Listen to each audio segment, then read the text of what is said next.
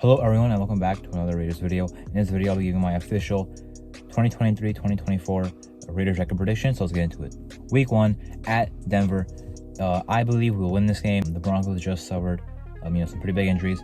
Tim Patrick, Jonas Griffith, they're at the wide receiver and linebacker position. Their team overall, their offense, a big question mark. Their weapons, Tim Patrick is hurt obviously, but they've had weapons that kind of get hyped up but don't really perform to their expectations. Javonte Williams last year I thought would go off, but I know he tore his ACL in week 4, but even before that was not playing his best. Their tight ends, Dulcich out of UCLA in his second year, I think will be a good tight end this year. Didn't play that much last year. And then they have Judy and Sutton. Sutton has been good in like 4 years, and Judy has had some years where it's like he's done okay. Some injuries have slowed him down, but he's never really played up to his first round potential. And then they're on, two big pieces in Michael McGlinchey and Ben Powers, along with Russ. How is he going to play? Because Sean Payton, I believe, is a very good offensive head coach, or offensive mastermind, but also a good head coach. Now, he hasn't coached in 1 year, but offensively, I think he's still a smart mind, and he's still a good head coach. But can he get that team, actually turn around offensively? It's week 1. I don't know, how they're going to do. But their defense is very good. I think we can run the ball pretty well on them if Josh Jacobs is playing. If he's not, we can pass the ball because we have weapons, but we also have a good, secondary. With Surtain and Justin Simmons and Damari Mathis in his second year, and now they have Riley Moss pretty much their third corner. It'll be tough to pass the ball on them. I think we can do it with a really good receiver trio and tight end duo. Then in week 2 we play the Buffalo Bills. I have this as a loss. It's just a really tough game. I know the Bills choke some games in the playoffs, but in the regular season they're a very good team. Offense, defense, coaching. It's going to be very tough to stop their offense. Josh Allen slinging it to Stephon Diggs. And then, they have other guys who can make plays as well, but, just relying on Josh Allen and his arm and his athleticism, he's already tough to stop on his own. And for them, they're trying to improve their offensive line, obviously. Drafted Josiah Storms in the second round. Now, their defense, very strong there as well. They create turnovers to get sacks, just create havoc overall. Good D-line, Matt Malone, their linebacker. They lost one linebacker, though, in Tremaine Edmonds. They retained Jordan Poyer, so they still have their really good safety duo, and Tre'Davious White is still a very good corner, which would be a tough matchup for Adams. Then the home opener in week 3, the Pittsburgh Steelers at home. I have this as a win. I did kind of go back and forth, but overall I think the Steelers are a beatable team. I think could be better than us this year, but in this one game I'll have us winning. Mike Tomlin's a very good head coach. Their defense is always very good, but their offense is like I said about Denver, but except without the same potential. Like Pickett, does not have the same. If Russell Wilson goes back to how he was when he was at Seattle, that's a whole different story than Kenny Pickett. Like Kenny Pickett was viewed as a safe prospect, his upside is like an average, not average, but like a top 15 QB. So it's not like Kenny Pickett would be a guy that'll pick you apart, no pun intended. But the run game, if their O-line improves, which it should, they can actually run the ball with Najee Harris, and they can probably protect Kenny Pickett. Otherwise, they're pretty zero-dimensional, really. Like they can't run the ball and they can't pass the ball that well either. But defensively is where they're stacked. Obviously, T.J. Watt, Cameron Hayward, Alex Highsmith, those guys gave us problems last year. In 2021, when you contain those guys, Carr picked them apart. Hopefully, we can protect Jimmy Garoppolo in this game. If we do, I think our weapons can have a solid game.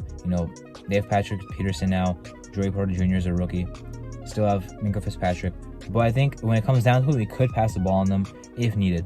And of course, the line of scrimmage is a big question in this game because our O-line is very good, run blocking offensive line, but I'm very worried about the front that we're going to play in that game. Then in week 4, we play the Chargers in their house. I was losing this game.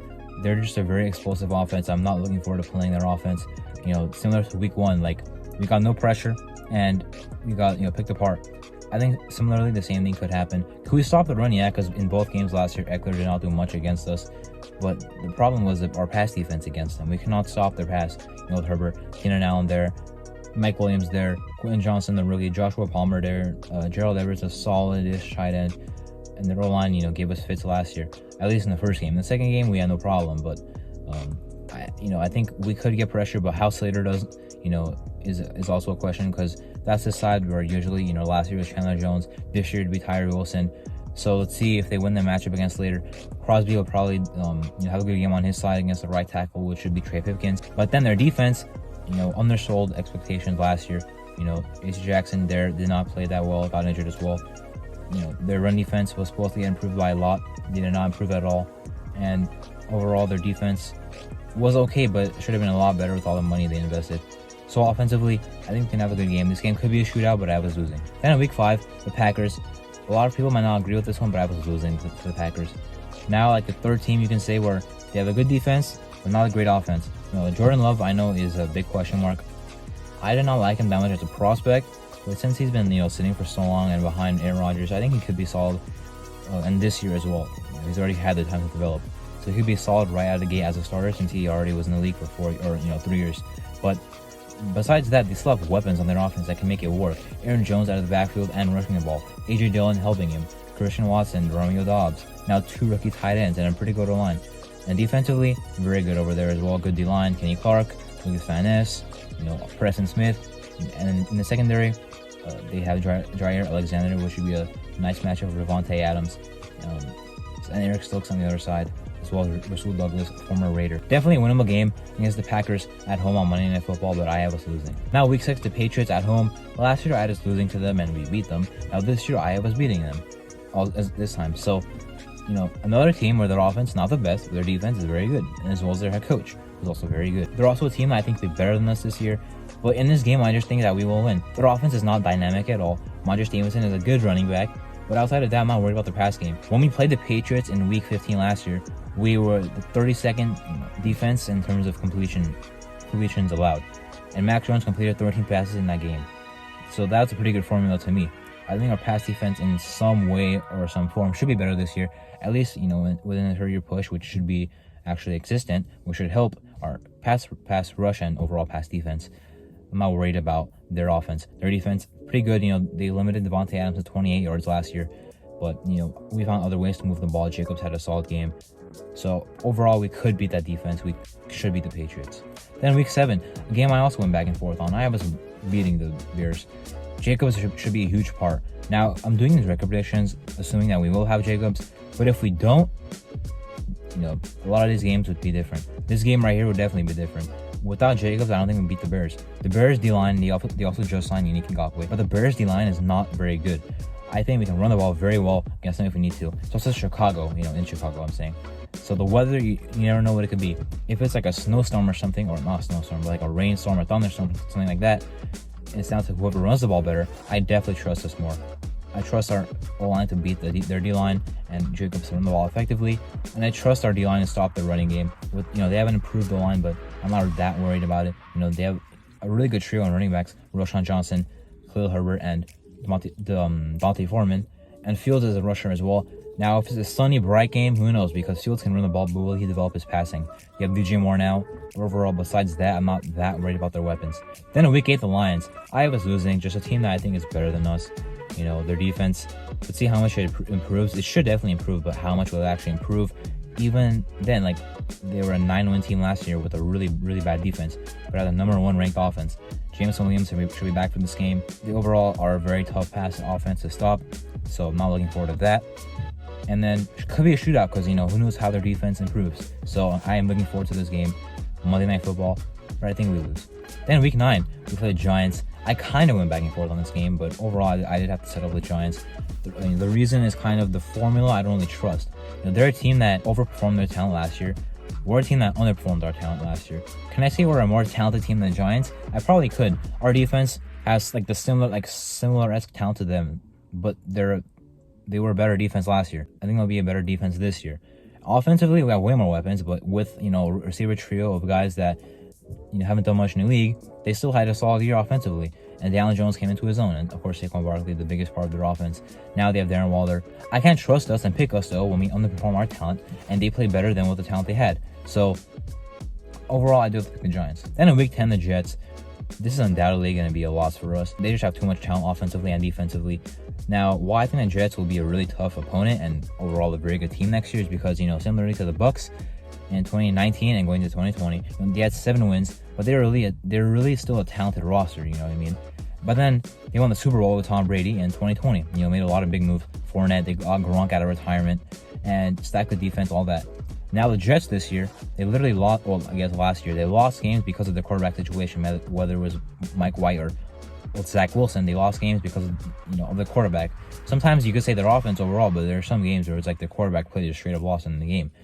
Now, With Aaron Rodgers, that should be a huge difference. Sure, he had a down year last year, but that's still miles and miles better than what they had last year. Their offense is even better this year anyway in terms of weapons. Breece Hall, should be ready for week 1, and he should be playing a whole year this time.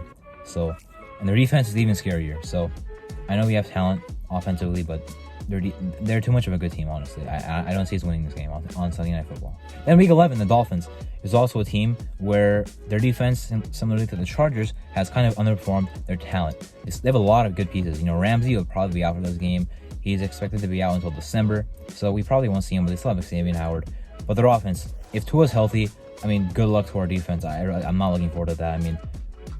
Tua, Tyreek Hill, Jalen Waddle, that combined is like 400 yards right there. So I'm very worried about that. Could it be a shootout? Yes, because their defense might not be that good. They have Bradley Chubb now for a whole year. But if it's a shootout, I'm not sure if we'll win because of how we did in close games last year. So Dolphins, tough opponent. They might they might completely miss the playoffs. Who knows? The AFC stacked. They might underperform their talent again. They have Brian Flores, and pretty good rosters, and they didn't do much with it. But I think they will beat us. Then in week 12, we play the Chiefs at home. I'm not sure how it will go exactly, but I do think we'll lose this game. The Chiefs are too much of a good team. Offense, defense overall. Do I have to really talk about it? We play the Chiefs every year. We know how it's like to play the Chiefs twice every year. That's probably why I was losing to them. Week 13, we have a bye week, obviously. Then week 14, we play the Minnesota Vikings. This was, I believe, the last game I came down to actually predicting, and I was losing. Do I think we're a better roster? Maybe. Our offenses are both very good. They have a quick strike offense, but also can, take the ball down the field and take time if they need to. Same with our offense. But our defense and their defense are not good. But the reason I have to pick the Vikings is because last year, when the games were close for us, we lost. When the games were close with the Vikings, they won. So how can I pick us to beat the Vikings? Sure, it could be a close game. I more than likely think it will be. But how do I sell myself on thinking we're going to beat the Vikings if it's a close game? I know they're most likely going to win. So unfortunately, I do have to go with the Vikings, but definitely a winnable game. Should be a close one. Then in week 15, the Chargers. I already previewed the Chargers game. In week 4, I'm gonna just say it's gonna be a win this time, but I'm not gonna go through the matchup again, obviously, because I already did back when I talked about us playing them in week 4. But of course, I don't think we'll get swept by them also. Then week 16, the Chiefs. Again, talk about the Chiefs. I think we'll lose this one and get swept by the Chiefs. It is a divisional opponent, so do I see us maybe pulling out a win? It's possible. Even if we're way worse than the Chiefs, it's a divisional opponent. You can beat them once and get a split. I would love to do that, but I don't know if it happens this year. Then in week 17, the Colts. They're our little fun rival. We played them I believe 5 times in the past 6 years, 4 times in the past 4 years. And you know what? If you look at the track record, normally the road team wins the game anyway. This time I was winning against the Colts. Anthony Richardson should definitely be starting by this point. Who knows what they look like, though. The Colts, I think, still have talent. They were a good team in 2021. They were a scary team in 2021. I know they missed the playoffs, but they still had a lot of talent. Just started out 0-3. That was not very good for them down the road. But they were a scary team, right, when they played us in week 17. We pulled out a great win, obviously. I don't think they'll be back to that level, but they have talent. And first-year head coach, who knows? Maybe they turn around, have a solid year, but even then, definitely a beatable opponent. I think we do win. Not really that worried about their offense or defense. Week 18, the Broncos. I think we lose this game and unfortunately have to split with the Broncos. Who knows what both teams are looking like at this point, what the playoff seeding is looking like at this point. I will have us losing and splitting with the Broncos and finishing our season at 6-11. And I believe we will be 4th in the AFC West. Now, let me kind of explain why I'm down on the team this year. The last 4 off seasons, I've been very hyped up on this team. Arguing with fans on social media every year, saying the Raiders are slept on and all that.